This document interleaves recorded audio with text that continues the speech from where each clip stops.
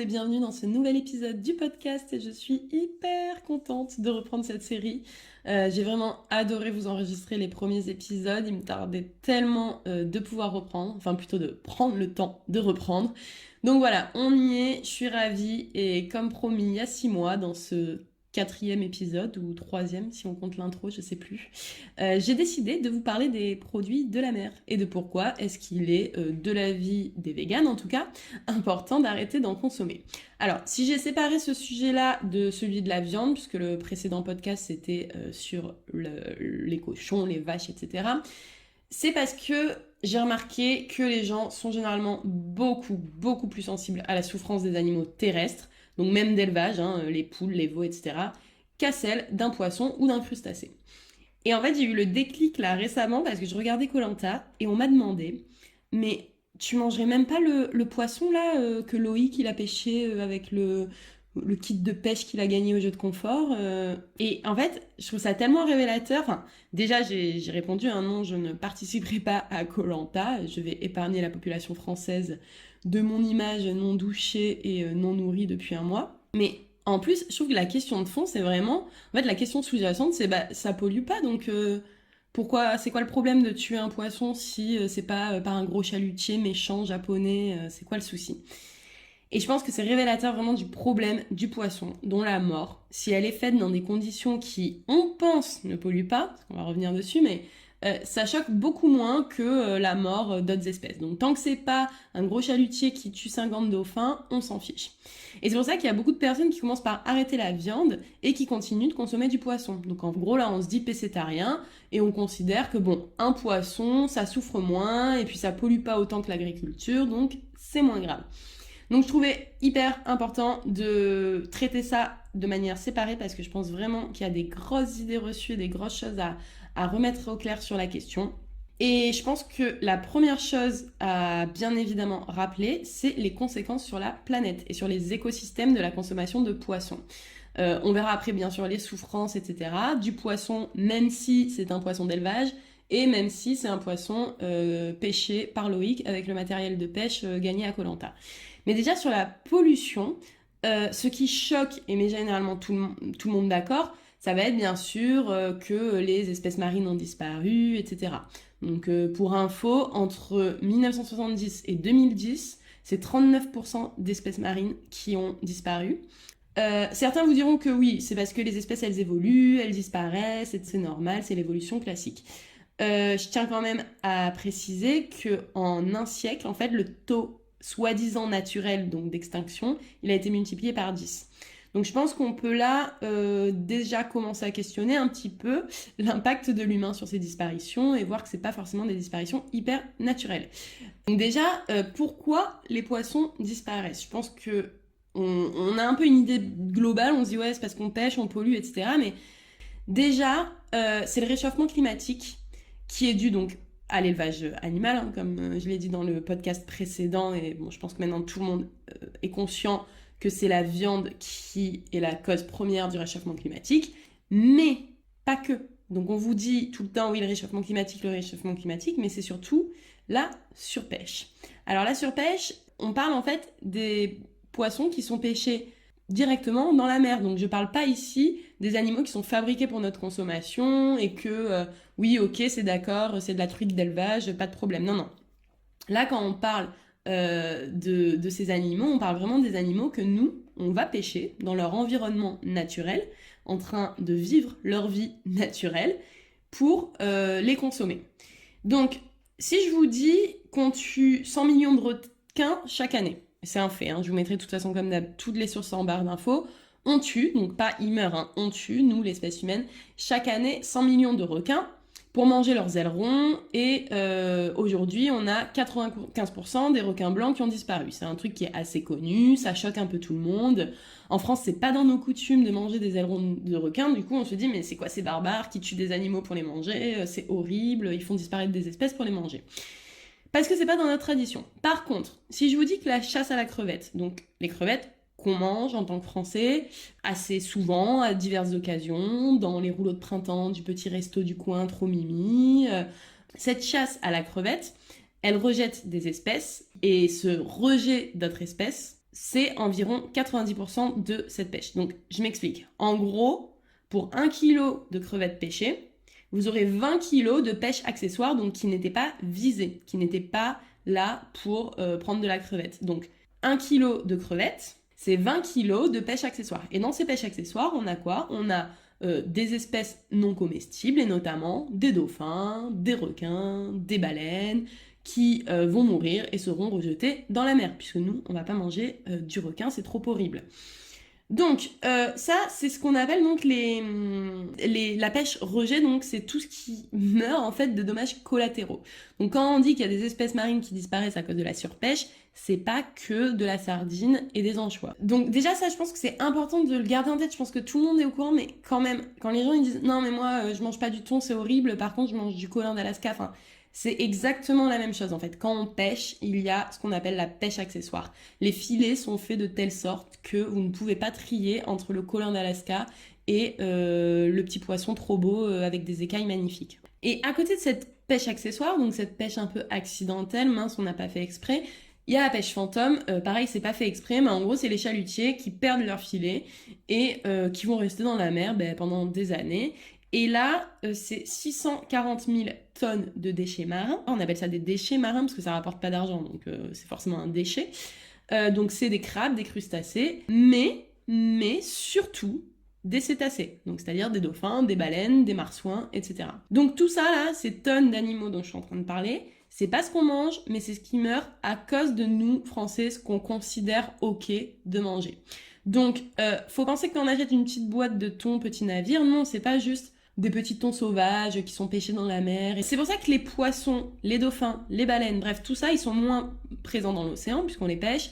Ils n'ont pas le temps de se reproduire et en plus, avec le réchauffement climatique, ils meurent en plus d'autres causes. Et j'allais oublier aussi, parce que bien sûr, je parle des chalutiers, donc des bateaux de pêche, ils ont des chaînes fixées sur leur filet en bas pour attraper les espèces. Et ce que font ces chaînes quand elles passent, c'est qu'elles raclent le sol et elles récupèrent tous les petits poissons dont tout le monde s'en fiche, mais elles récupèrent aussi les coraux. Et en fait, ces petits poissons tout moches dont tout le monde se fiche, et ces coraux, et tout le plancton, toutes ces choses-là, en fait, qui sont récupérées par les filets, en fait, c'est la nourriture des animaux qu'on trouve mignons et qu'on trouve dignes de notre protection. Donc, en fait, on leur enlève ce que eux ils auraient mangé, hein, en se prenant pour les rois de la chaîne alimentaire, on prend ce que ces animaux en fait étaient censés manger si on suivait la pyramide alimentaire normale. Donc oui, c'est grave par exemple de jeter une bouteille en plastique dans l'océan, mais c'est encore plus grave d'acheter du thon, des crevettes ou du colin d'Alaska ou peu importe. Je pense aussi qu'il faut préciser là, et encore je suis que sur la surpêche, hein, la pêche industrielle, etc. Mais il faut préciser qu'il y a quand même la souffrance de ces animaux. Donc, les poissons qui sont sauvages, qui sont tués par des filets, donc je parle même pas des dauphins et des baleines, ils sont écrasés par les filets, ou ils meurent classiquement par suffocation, donc au contact de l'eau, comme si vous noyez, quoi. Eux, ils se noient avec de l'air. Ils sont sinon, dès qu'ils sont sortis, disséqués vifs, s'ils n'ont pas eu la chance de mourir avant, ou réfrigérés, c'est-à-dire qu'on n'attend pas qu'ils meurent, on n'attend pas que le poisson meure, etc. On perd pas de temps. On les met directement dans le congélateur du chalutier et ils vont mourir le temps d'arriver dans nos assiettes. Normalement, c'est bon, le travail, il est fait. Donc, voilà les conditions de mort de ces animaux. Encore une fois, je rentre pas trop dans le détail ici, puisque ça sera l'objet d'un podcast à part entière. Je pars du principe que tout le monde est d'accord qu'un poisson, ça souffre autant qu'un chat. Je pense que, voilà, on fera un podcast à part entière sur ça. Mais je vais pas réexpliquer ici que oui, c'est aussi grave de faire suffoquer un animal pendant 15 minutes que ce soit un poisson ou un chat. Mais dans tous les cas, prenez cette info comme vous voulez, même si vous, ça vous choque pas comme mort, au moins le savoir pour, après, si ça vous intéresse, les podcasts vraiment sur la souffrance et la sensibilité des animaux. Mais bref, si on part du coup du principe que la science a raison, et que oui, les animaux souffrent, et que oui, c'est grave quand un animal souffre, eh ben, la suffocation ou la réfrigération de ces animaux, c'est une méthode d'abattage qui provoque une mort, mais qui est lente en fait. Donc en fonction des espèces, ça peut durer 25 minutes, voire 4 heures. Donc 25 minutes, voire 4 heures de suffocation. Je sais pas si ça vaut vraiment la peine de continuer à mettre des crevettes dans ces rouleaux de printemps. Bon, après, chacun est libre de ses choix. Mais déjà, je vois arriver l'argument numéro 1 qui va être « Ah mais non, mais moi, je consomme jamais de poisson issu de la pêche industrielle. » C'est exactement comme pour la viande, hein, tout le monde a son petit fermier qui tue ses cochons avec amour en leur faisant un gros câlin, etc. Donc là, c'est pareil, pour la pêche, je pense qu'il faut quand même être honnête avec soi-même. Je sais que c'est difficile hein, de l'admettre, mais est-ce que vraiment, si vous n'avez pas fait le choix d'arrêter le poisson, vous ne consommez que du poisson qui n'a pas été issu de la pêche intensive, c'est-à-dire que vous avez seulement dans des restaurants de sushi où le serveur vous a dit qu'il avait pêché le saumon tout seul ce matin dans la mer Méditerranée. Est-ce que quand vous allez chez des amis, ils vous ont certifié que c'est leur tonton qui a pêché le poisson hier sur son bateau tranquillement et qui n'est pas du tout issu de la pêche industrielle? Est-ce que quand vous prenez une salade de thon à la boulangerie, vraiment vous êtes sûr que à la Micaline, leur thon, ils vont le pêcher et qu'ils n'utilisent pas des chalutiers industriels? Donc déjà, il y a toute cette consommation, hein, exactement comme pour les produits d'origine animaux. Il faut arrêter de se dire non, mais moi je consomme que ça. Il faut vraiment noter bien tout ce qu'on consomme. On se rend pas compte en fait de la quantité d'animaux marins que l'on consomme dans sa vie de tous les jours.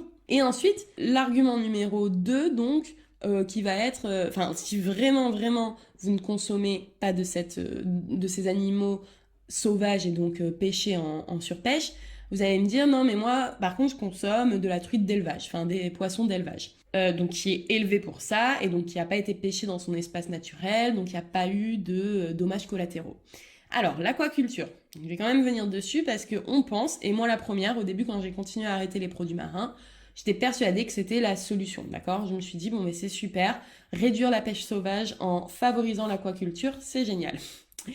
Loin de moi l'idée que tout au contraire, en fait, les poissons d'élevage, ils ont besoin, comme leurs homologues des océans, de manger. Et qu'est-ce qu'ils mangent? Du poisson.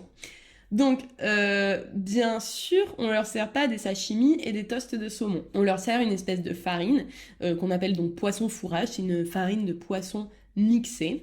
C'est généralement de la sardine, de l'anchois, voilà, des petits poissons un peu pas chers, pas rares en tout cas, qu'on doit pêcher pour pouvoir nourrir les poissons d'élevage. En fait, c'est exactement la même problématique que le soja. Le soja, c'est une céréale qui ne polluerait pas, dont on n'a pas besoin énormément si on ne s'en servait pas pour nourrir les bovins. Et pourtant, on la cultive pour nourrir les animaux au lieu de s'en servir pour nourrir les humains, ce qui fait que c'est une catastrophe écologique. Là, c'est exactement la même chose. Par exemple, le thon rouge, c'est une espèce qui adore manger. Et donc, du coup, on va se dire, bon, mais je vais prendre du thon rouge d'élevage parce que j'ai appris que le thon rouge sauvage, il fallait plus le pêcher, etc.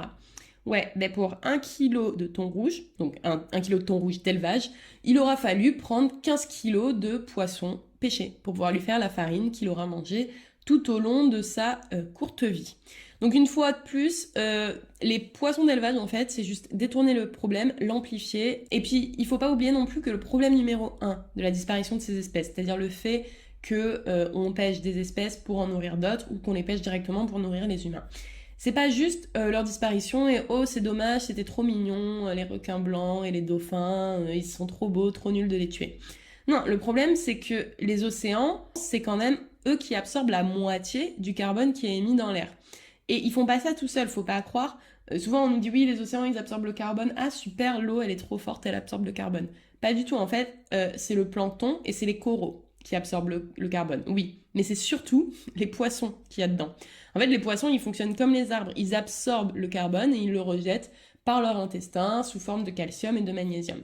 Donc en fait, juste laisser les poissons tranquilles faire leur boulot dans la mer, c'est aussi permettre la régénération de l'air en fait et juste permettre l'absorption du carbone. Donc ce serait pas mal de les laisser faire leur boulot et de ne pas soutenir cette pêche, que ce soit via le poisson sauvage ou encore pire via le poisson d'élevage, qui donc contribue aussi au réchauffement climatique. Il n'y a pas que la viande rouge qui pollue. Il faut arrêter ce mythe. Enfin, c'est super déjà si vous avez déjà ce mythe, mais il faut arrêter de penser qu'il n'y a que elle qui est responsable de ça et des émissions de gaz à effet de serre, le poisson également. Et en plus de tout ça, donc en plus d'enlever des poissons qui sont censés absorber la pollution, l'élevage tout seul, séparé de ce qu'il consomme, de ce qu'il mange, etc. Juste l'élevage, lui, tout seul, il produit une quantité de matière fécale qui va, elle, produire des gaz carboniques. Donc c'est exactement comme tous les animaux, tout simplement. Et encore une fois, si on part du principe que les animaux ils souffrent, du principe qui est quand même prouvé et reprouvé, les poissons d'élevage, c'est pas seulement leur mort qui est atroce comme pour les poissons sauvages, c'est aussi leurs conditions de vie. Là, vous me voyez pas, mais je fais des gros guillemets autour de la vie d'une truite sauvage, enfin d'une truite d'élevage. Parce que, comme pour les animaux terrestres, le but ici, l'élevage, c'est la rentabilité, ok? C'est d'aller vite, hein. On n'a pas fait ça pour arrêter de polluer les océans, vous l'avez bien compris, on a fait ça pour aller encore plus vite que la pêche sauvage. Donc, ils sont entassés dans des cages, et ils sont donc stressés toute leur vie, hein, parce que je pense que vous pouvez vous imaginer qu'être enfermé avec 90 autres poissons, quand on n'a pas la place de se retourner ni de nager, alors même que par nature, un poisson, il a quand même un petit peu besoin de nager. Ben, c'est un chouïa stressant déjà comme condition de survie. C'est un petit peu, voilà, c'est pas génial. Et comme pour tout animal d'élevage en fait, hein, c'est toujours la même problématique, ils ont des maladies qui se propagent entre eux. Ils deviennent donc généralement, enfin ils ont plein de parasites sur eux. Les saumons, ils ont des espèces de poux de mer qui sont sur eux. C'est des espèces de parasites qui leur sucent le sang pendant toute leur triste vie. Ils deviennent aveugles aussi généralement les poissons d'élevage parce que quand vous êtes dans un petit bassin avec des murs, en fait, c'est pas fait pour vos yeux qui ont évolué pour vivre dans l'océan. Donc bref, tout ce qui arrive à des animaux qui sont mis dans un espace qui n'est pas fait pour eux et dont on nie les besoins premiers en fait, donc ils deviennent complètement fous et ils vivent comme ça jusqu'à ce que arrive le beau jour de l'abattage. Alors déjà, avant l'abattage, on les affame, hein, on arrête de leur donner à manger. C'est bon, vous avez la taille requise pour être mangé, donc on arrête de vous nourrir parce qu'il faut que leurs intestins sont vides pour pouvoir passer à l'abattage. Donc on arrête de leur donner à manger, et une fois que c'est bon, leurs intestins sont vides, on les asphyxie. Une truite ou un saumon, par exemple, pour qu'ils se noient donc avec l'air libre, comme nous on se noierait dans de l'eau, il leur faut 15 minutes. Donc il y a certains élevages qui ont mis en place un truc beaucoup plus humain que les laisser s'asphyxier pendant 15 minutes, qui est le bain électrique. Donc voilà, on les électrocute, ou on leur coupe le cou et on leur laisse se vider de leur sang. Donc des fois, pareil, il y a eu des élevages où on a calculé, où on coupait le cou des poissons et ils mettaient environ 15 minutes à se vider de leur sang. Donc voilà, ils sont pas morts asphyxiés, mais ils sont morts vidés de leur sang. On leur donne pas le choix de ce qu'ils préfèrent, donc je sais pas. Je sais pas exactement ce qui est le mieux pour eux. Et pour les juristes, et notamment en droit international, si ça vous intéresse, qui s'intéressent un petit peu donc à comment est-ce que le droit international protège les animaux non humains, c'est-à-dire d'aucune manière. En droit de l'Union européenne, on a des directives quand même qui protègent les animaux d'élevage. Les poissons d'élevage, eux, ne font l'objet d'absolument aucune protection de la part de l'Union européenne. Ok ? Elle a reconnu un code sanitaire aquatique qui avait été publié par l'OIE. Elle l'a reconnu, mais voilà, c'est tout. Il n'y a aucune valeur contraignante, aucune sanction. En plus, déjà, les trucs qui sont prévus, c'est pas intéressant. Enfin, pour montrer à quel point vraiment il n'y a aucune protection dans l'élevage. Après avoir dit tout ça, je crois que vient ensuite le dernier argument, l'ultime, qui est non, mais moi je mange ni de poisson d'élevage, ni de poisson sauvage. Donc déjà, encore une fois, je mets des doutes là-dessus, parce que je pense que quand on n'a pas pris la décision d'arrêter le poisson, c'est difficile de ne consommer aucun poisson qui ne serait pas issu de ces pratiques, mais du coup la réponse c'est je ne mange que des poissons pêchés tranquillement, gentiment, par le tonton de ma copine qui a un océan juste à lui et il les tue tranquillement. Alors, est-ce que ça c'est ok? Tout comme est-ce que c'était ok l'éleveur qui tue ses cochons en leur faisant un câlin? Si moi je vous disais, non mais t'inquiète, en vrai je mange des chatons que quand ils sont tués par ma grand-mère, elle les aime trop, mais c'est juste qu'elle aime bien des fois se promener dans la rue et perforer avec un gros pic le palais des chats qu'elle trouve dans la rue. Et après elle les attrape et puis elle les noie. Mais vraiment elle les noie dans de bonnes conditions, hein, et ça pollue pas du tout. Et puis ça va, s'il y a que elle qui fait ça, les chats ils vont pas disparaître, donc je les mange, mais voilà, je suis pas bizarre. Euh, Si je vous dis ça, voilà, vous me prenez pour une folle. Parce que, encore une fois, voir un chat, un cochon se faire torturer, etc., ça émeut. Un poisson, bon, c'est moins grave. On trouve moins grave de tuer un poisson parce qu'il souffre. Et pourtant, les poissons, les crabes, les crevettes, les homards, ils ressentent la douleur. Ils ressentent autant la douleur que tous les animaux, humains ou non. Donc ce serait absurde de se dire oui, c'est un crabe, c'est moins grave. Non, sa douleur, elle est la même. Et si on part du principe que c'est parce qu'il est moins intelligent que c'est moins grave, dans ce cas-là, pourquoi la douleur d'un enfant, du coup, elle est pas moins grave que celle d'un adulte?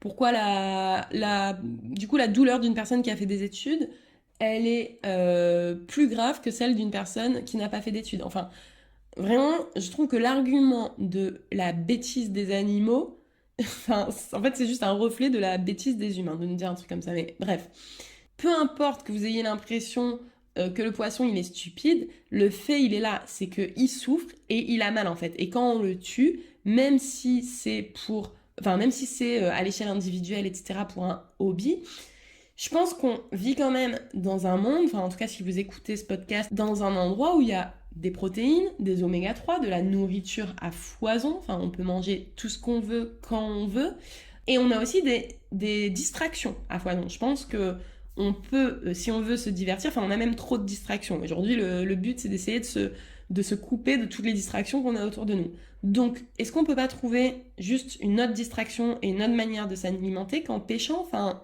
il faut se passer de cet aliment.